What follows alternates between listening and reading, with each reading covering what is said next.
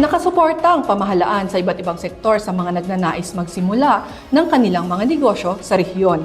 RightShop para mapalakas ang paghahanda ng mga partisipante sa kanilang proposal para sa Startup Grant Fund isinagawa. Si PIAUC intern Mark Angelo Villanueva para sa balita.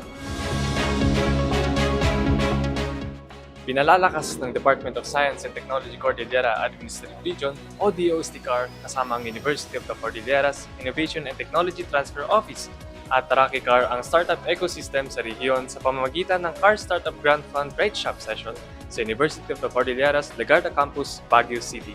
Layunin ng RightShop na tulungan ang mga startups sa Cordillera na mapahusay ang kanilang mga proposals para sa mga startup grant fund at maging handa sa pagkuha ng pondo para sa kanilang mga inobasyon. Ayon kay Dr. Telma D. Palawag, University of the Cordilleras Vice President for Research, Innovation and Institutional Planning, tinutulungan ng programa ang mga startup na masuri kung ang kanilang produkto at serbisyo ay akma sa problemang nais nilang solusyonan. Binibigyang pansin din ang market readiness at technology readiness upang makakuha ng mas pataas na grant opportunities.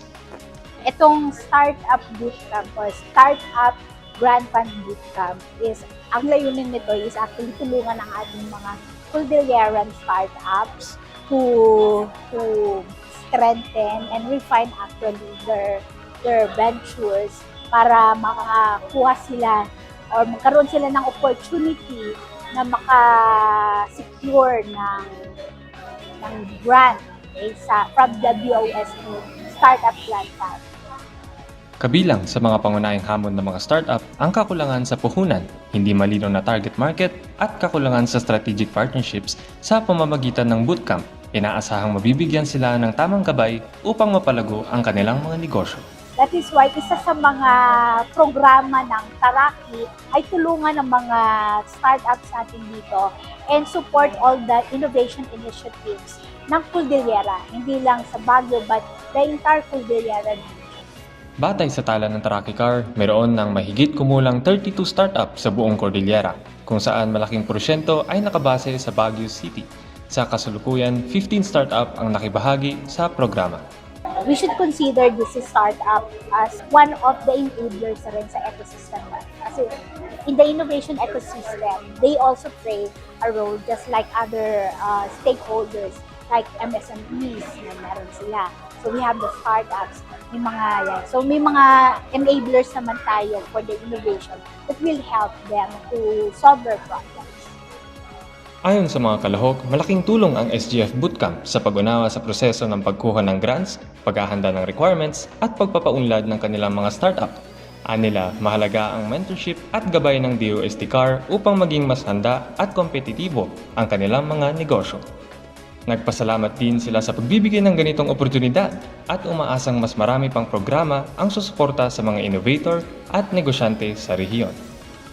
Actually, the information na nasa requirements is at least magagamit namin in the future for preparations.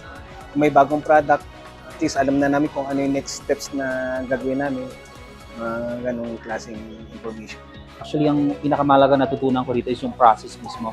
Especially yung mga forms na kailangan mong i-fill out, yung process na kailangan mong sundan, saka yung mga bagay na dapat mong malaman bago ka mag-submit ng mga requirements sa SGD. Sumali ako kasi nga I'm a startup on my new business venture, and going to this mga venues is it will be an avenue to be market competitive and at the same time how to deliver yung products mo in a way na pangmasa siya. Ipinakikita ng programa na sa tamang gabay, mentorship at suporta, mas maraming Cordilleran innovators ang maaaring magtagumpay at makapaghatid ng mga solusyong may positibong epekto sa komunidad. Sa pamamagitan ng mga programang tulad nito, patuloy na binibigyang suporta ang mga startups sa Cordillera upang mapaunlad ang kanilang mga inobasyon at makapag-ambag sa paglago ng ekonomiya sa rehiyon. Layunin ng DOST-CAR at mga kasama nito na makabuo ng matatag at masiglang startup ecosystem para sa mga susunod na henerasyon ng mga negosyanteng Cordillera. Mula rito sa University of the Cordilleras, Legarda Campus, ako po si PIAUC intern Mark Angelo Villanueva para sa PIA News Cordillera.